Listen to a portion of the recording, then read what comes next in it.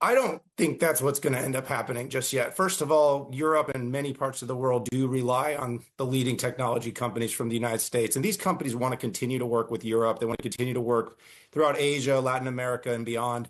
I do think what's going to end up happening is there may be some spurn of demand to create more companies, and maybe this tariff situation and some of this semiconductor manufacturing situation in the United States will create more urgency in Europe to build its own technology platforms. That's what Asia has done versus the US. It has its own with Alibaba, with DeepSeek. At the same time, I actually think what's going on here is going to end up being a bigger negotiation. I do think Trump is going to end up with doing tariffs. I do think that some of this kind of ping-ponging that's been going on in the market is certainly more about uncertainty than about the tariffs themselves. In the end, though, I think Europe wants to do more on its own, should do more on its own. And I think that relationship should be strengthened because there's been a lot of this, using American companies for fines.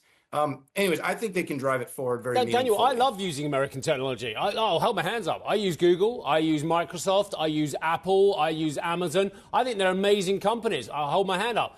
But there's no doubt about it, they're monopolistic or oligopolistic, aren't they? And that's my views, not CNBC's. They do have enormous market share in each of their areas as well. The Europeans are right that they are thwarting competition, aren't they?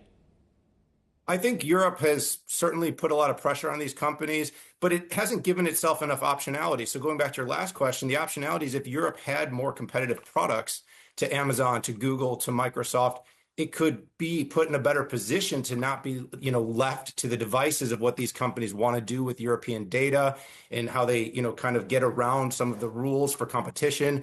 But the fines have been levied consistently over years against these companies, but these fines are kind of speed bumps in the bigger picture. So if the technology diffusion to Europe was more aggressive, the innovation was faster, the American companies might have to abide to the rules a little bit more in that way, because they would have the competition and say, hey, if we don't do what you ask, we're going to be out. But right now, whether it's Apple, whether it's Microsoft, whether it's Google, whether it's Amazon, Europe loves their technology, loves these technologies, and so it's a cat and mouse game. Yeah, Daniel, Europe's building too. That was the message from MWC. I want to ask you about chips, because I think a lot of us were somewhat confused as to what's taking place. We had this big announcement around TSMC this week, and I can tell you from Cisco to Qualcomm, the CEOs are really excited that there are going to be more chips in the United States. But what are we talking about here? These are not advanced chips. Is that how we think about it, or are they becoming more advanced? Where are we going as Trump also tries to tear down the CHIPS Act?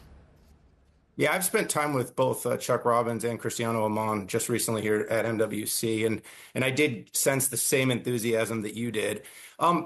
TSMC needs to bring its leading edge capacity to the United States. Right now, it's bringing one or two generations behind.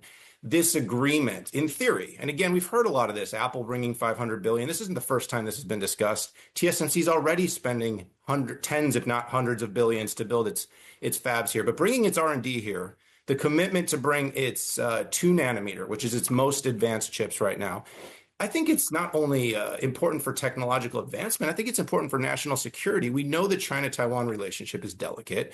We know that we need to be able to build more chips. If suddenly Taiwan and China had a bigger conflict, we could be 20 years in the past instantaneously. We couldn't build the chips for phones, for these NVIDIA servers, for these AI servers that everybody's so excited about for the future, these next generation PCs.